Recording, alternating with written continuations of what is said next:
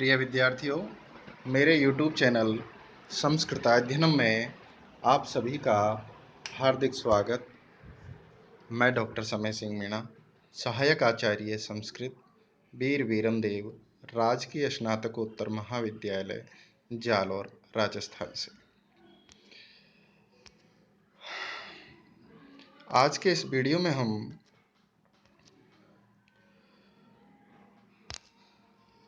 हल संधि से संबंधित जो गमुड़ागम संधि है उससे संबंधित सूत्रों का अध्ययन करेंगे और उनसे बनने वाले रूपों की रूप सिद्धि को हम समझेंगे।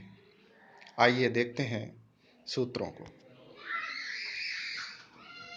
विद्यार्थियों, गमुड़ागम संधि से संबंधित जो सूत्र है वह है गमो ह्रस्वादचि गमुन्नित्यम।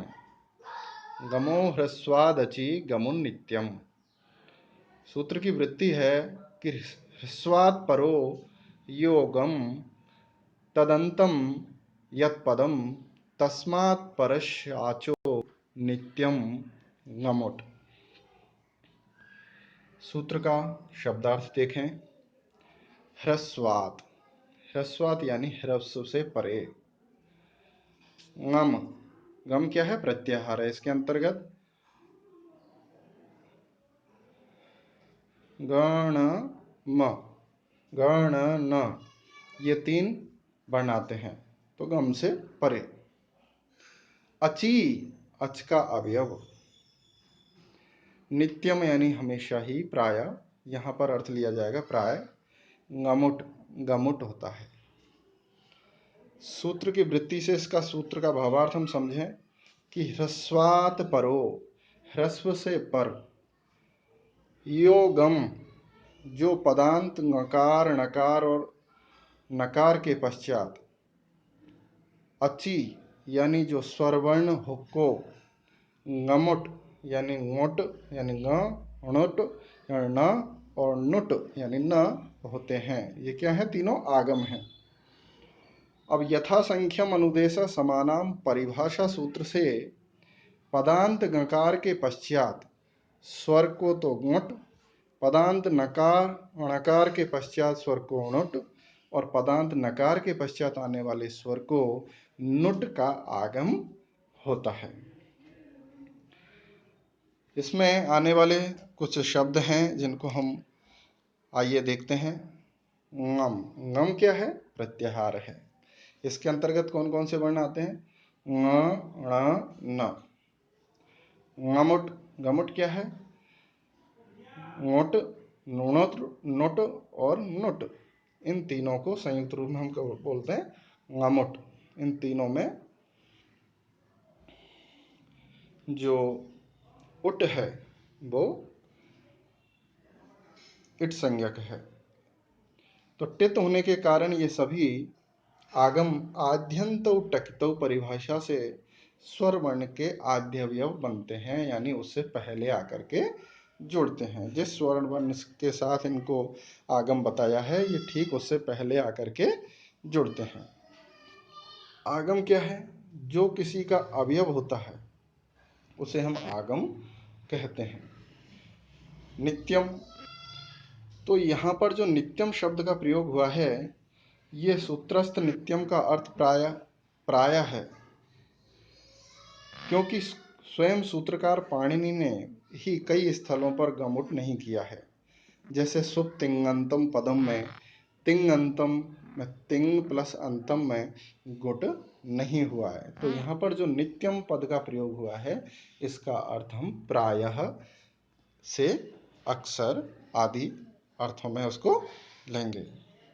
आइए इसको हम दूसरे शब्दों में इन डायग्राम के द्वारा भी समझ सकते हैं।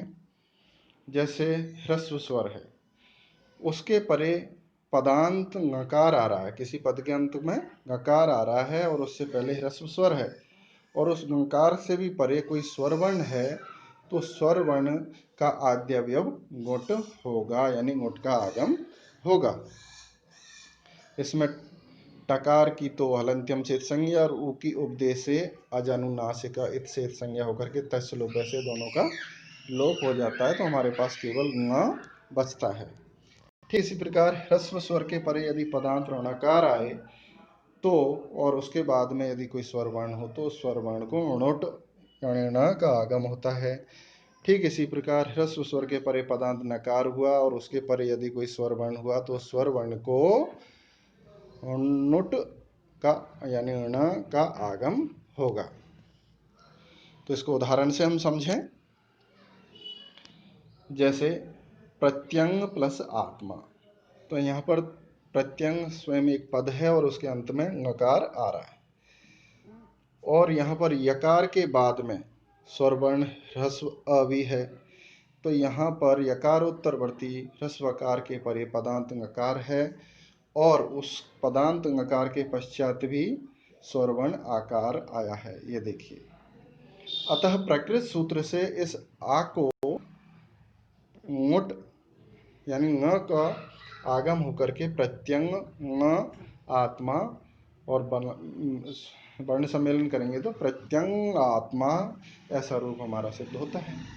इसी प्रकार सुगण प्लस ईशः में णुट न का और सन प्लस अच्युत में नुट यानी न का आगम होकर के क्रमशः सुगणेश और सन्यच्युतः ये रूप सिद्ध हो जाते हैं, क्योंकि यहाँ भी जो णकार है वो पद के अंत में है और इससे पहले ह्रस्व स्वर भी है और उसके बाद में स्वर वर्ण है। ठीक इसी प्रकार सन प्लस अच्युतः में ये सन जो नकार है ये पद के अंत में है और उससे पहले सकार के बाद में ह्रस्व अ भी है और उसके बाद में भी स्वर वर्ण अ है। इस प्रकार ये सूत्र यहाँ पर लागू हो जाता है और ये तीनों आगम होते हैं। तो हमारे सूत्र का अर्थ तो हम समझ चुके होंगे। अब हम सूत्रों के द्वारा इन रूपों की विस्तृत रूप सिद्धि को हम समझेंगे। आइए देखते हैं पहले प्रत्यंग आत्मा को। तो प्रत्यंग आत्मा जिसका संधि विच्छेद है प्रत्यंग प्लस आत्मा। यह प्रत्यंग प्लस आत्मा यहाँ पर यकार उत्तरवर्ती ह्रस्वकार के पश्चात पदांत नकार के आया है और उससे परे स्वर वर्ण आकार भी है। अतः गमो ह्रस्वादचि गमो नित्यम इस सूत्र से आद्यंत टकितौ और यथा संख्यम अनुदेश समानाम इन दोनों परिभाषा सूत्रों की सहायता से आ को क्या हो जाता है, ङुट का आगम हो जाता है।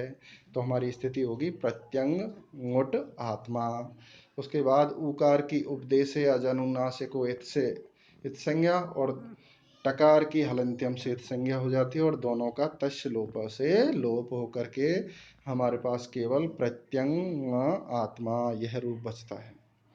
और जब हम वर्ण सम्मेलन करेंगे तो जो आ की जो मात्रा है वो नकार में द्वितीय नकार में जुड़ जाएगी और प्रत्यंग आत्मा ऐसा हमारा रूप सिद्ध हो जाएगा। आइए अगले रूप को देखते हैं, सुगणेशः। तो यहाँ पर भी संधि विच्छेद सुगण प्लस ईशः। तो सुगण प्लस ईशः यहाँ पर नकार उत्तरवर्ती ह्रस्वकार के परे नकार आया है और नकार से परे भी स्वरवर्ण ईकार है। अतः आद्यंतौ टकितौ और यथासंख्यम अनुदेश समानाम इन दोनों परिभाषा सूत्रों की सहायता से गमो ह्रस्वादचि गमो नित्यम सूत्र के द्वारा ईकार को णुट यानी नकार का आगम होकर के और अनुबंध लोप होकर के, अनुबंध लोप को हम समझ चुके हैं कि जो इत संज्ञा होने के बाद जिन वर्णों का लोप हो जाता है तस् लोप, ऐसे उन संपूर्ण प्रक्रिया को हम संक्षेप में अनुबंध लोप बोलते हैं। तो इससे पहले वाले सूत्र में हम उन चीज़ों को समझा चुके हैं, इसलिए पिष्ट पेशन करने की बजाय हम सीधा शब्द प्रयोग करते हैं अनुबंध लोप करने पर। तो हमारी स्थिति बन जाती है सुगण ण ईशः और वर्ण सम्मेलन करेंगे तो जो ईकार की जो मात्रा है वो णकार में जुड़ जाएगी और सुगणीशः यह हमारा रूप सिद्ध हो जाएगा। आइए अगला रूप देखते हैं, सन्यच्युतः।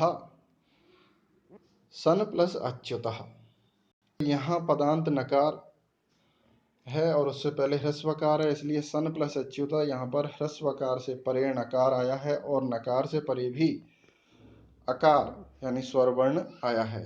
अत आद्यंतो टक्तो और यथासंख्यम अनुदेश समानाम, इन दोनों परिभाषा सूत्रों की सहायता से गमो ह्रस्वादचि गमो नित्यम सूत्र के द्वारा अकार को नुट का आगम एवं अनुबंध लोप होकर के स्थिति बनती है हमारी सन न अच्युतः। वर्ण सम्मेलन करने पर सन्नच्युतः यह हमारा रूप सिद्ध हो जाता है। तो विद्यार्थियों, उम्मीद करता हूँ कि आपको यह सूत्र समझ में आ गया होगा और गमुडागम संधि से संबंधित जो रूप हैं उनको बनाने में आपको कोई परेशानी नहीं होगी। यदि आपको मेरा YouTube चैनल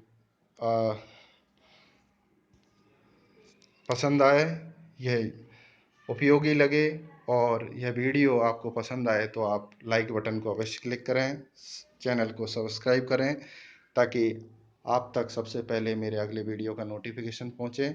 और कमेंट्स बॉक्स में अपना कमेंट्स अवश्य मेंशन करें कि आपको वीडियो कैसा लगा।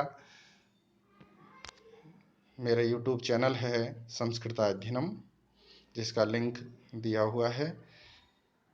साथ ही इसी लिंक पर जाकर के मेरे चैनल को सब्सक्राइब अवश्य करें। धन्यवाद।